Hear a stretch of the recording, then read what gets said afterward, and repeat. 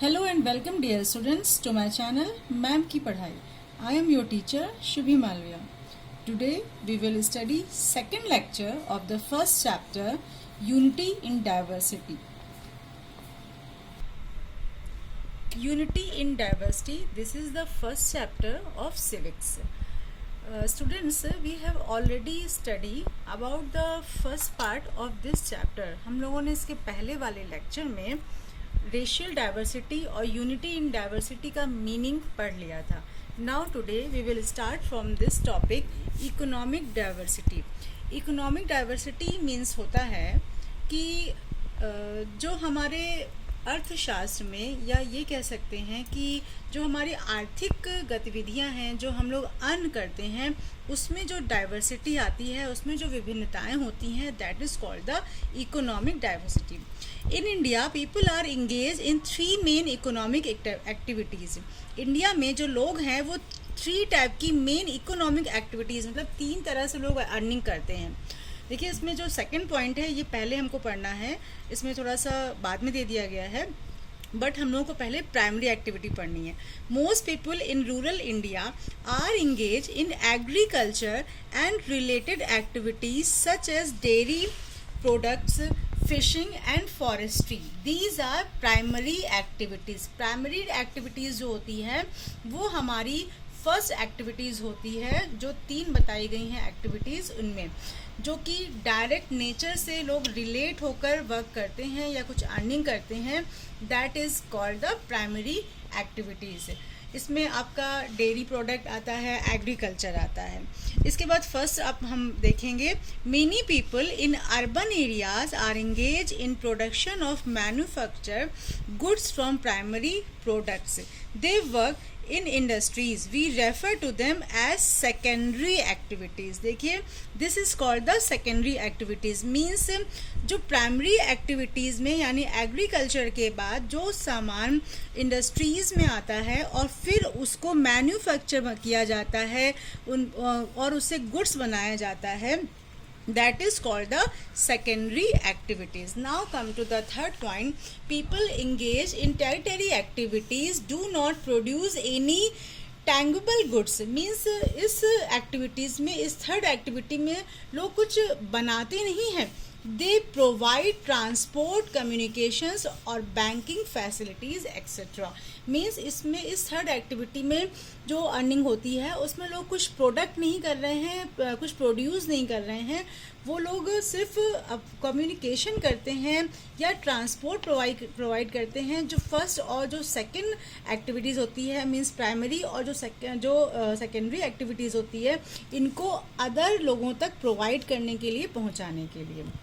तो ये डिफरेंट होती है. इसमें भी मैंने आपको बताया, अभी 3 तरह की हमने देखा. कुछ लोग हैं डायरेक्ट एग्रीकल्चर से जुड़े हैं, फिशिंग वगैरह करते हैं, डेयरी वगैरह करते हैं. कुछ हैं जो कि सेकेंडरी में हैं, एंगेज हैं, यानी कि मैन्युफैक्चर में लगे हैं, फैक्ट्रीज वगैरह में. और थर्ड हैं जो कि ट्रांसपोर्ट के थ्रू उनको पहुंचाते हैं लोगों तक. Now come to diversities in languages. In our country there are 22 official language. हमारे भारत में 22 ऑफिशियल लैंग्वेजेस हैं. वैसे तो बहुत सारी लैंग्वेजेस हमारे भारत में बोली जाती हैं, लेकिन जो कॉन्स्टिट्यूशन ने जितनी लैंग्वेजेस को मान्यता प्रदान की है, that are the official languages, वो हैं हमारे यहाँ 22. The 22 official languages are Hindi, Punjabi, Sindhi, Gujarati, Marathi, Bengali, Oriya, Assamese, Urdu, Sanskrit, Kashmiri, Tamil, Telugu, Kannada, Malayalam, Nepali, Manipuri and Konkani, Santhali, Maithili, Bodo and Dogri. These are the 22 official languages. तो ये आप समझ सकते हैं कि इतनी सारी लैंग्वेजेस हैं, तो ऑब्वियसली सारे लोग, ये सारी अलग अलग एरियाज़ में अलग अलग लोग इन लैंग्वेजेस को बोलते हैं. तो इस तरह से हमारी लैंग्वेजेस में भी डिफरेंसेस हैं, मीन्स डाइवर्सिटी है, बहुत सी भिन्नताएं हैं. अब आते हैं next, diversity in family structure. अब हम सबकी फैमिलीज़ में भी डाइवर्सिटीज़ हैं, मीन्स बहुत सी भिन्नताएं हैं, अलग अलग फैमिली हम लोगों को देखने को मिलती है. If we look around we find two types of families. अगर हम लोग अपने आसपास देखते हैं, आप भी बच्चों अपने घर में देखते होंगे या अपने रिलेटिव के यहाँ देखते होंगे या अपने पड़ोस में नेबर में नियर बाई लोगों को देखते होंगे, तो देखते होंगे कि टू टाइप्स की फैमिलीज मोस्टली हम लोग देखते हैं। एक होती है ज्वाइंट फैमिलीज और दूसरी होती है सिंगल और nuclear families. In a joint family, father, mother, grandfather, grandmother, uncle, aunt and cousins live together. जो ज्वाइंट फैमिलीज होती है इसमें दादी दादा, मम्मी पापा, बच्चे, अंकल आंटी, कजिन्स मतलब अंकल आंटी के बच्चे सभी साथ में रहते हैं, तो this is called the joint family. Under one roof, while in a nuclear family father and mother live with their unmarried children. और जो न्यूक्लियर फैमिली होती है, जो सिंगल फैमिली होती है, उसमें बस केवल मम्मी पापा होते हैं जो कि अपने अनमैरिड बच्चों के संग में रहते हैं। In our country, the system of joint family has prevailed for a very long time because it has some advantage of its own. लेकिन बहुत टाइम से हमारे भारत में ज्वाइंट फैमिली का सिस्टम चला रहा है क्योंकि इसके बहुत सारे फायदे हैं। The joint family depends upon consideration, cooperation and shared love. Hence, it is a source of strength. जो joint family होती है एक दूसरे के साथ cooperate करती है, शेयर करती है अपने सामान को, अपने प्रेम को और एक दूसरे की तकलीफों को, सुख दुख को वो शेयर करते हैं। Second, in agriculture, many hands are required for different jobs like sowing, watering, reaping, crops, etc. लेकिन जब एग्रीकल्चर अगर कोई फैमिली कर रही हो, वहाँ पर भी ज्वाइंट फैमिली रह रही है, तो क्या होता है वहाँ पर बहुत सारे काम होते हैं। तो कोई वाटरिंग का वर्क कर रहा है, कोई सोइंग का वर्क कर रहा है, कोई रीपिंग का वर्क कर रहा है, कोई क्रॉप्स को कट कर रहा है, तो सारे लोग मिलकर उसमें वर्क करते हैं। Third point, in the times of need or death, other members of the family can bring up the children of the parents who are no more. और मान लो कभी किसी बच्चे के पेरेंट्स की डेथ हो जाती है, तो ऐसी कंडीशन में जब जॉइंट फैमिली होती है तो उस जॉइंट फैमिली के जो अदर मेंबर्स होते हैं वो उन बच्चों की केयर करते हैं उन बच्चों के पेरेंट्स के ना रहने पर। Fourth point, where both the husband and wife are working, the joint families is the best. और अगर किसी joint family में हस्बैंड वाइफ या मम्मी पापा दोनों ही वर्क कर रहे हैं, तो ऐसी कंडीशन में बच्चों को देखना एक बहुत बड़ा टास्क होता है, तो जॉइंट फैमिली उनके लिए बेस्ट होती है।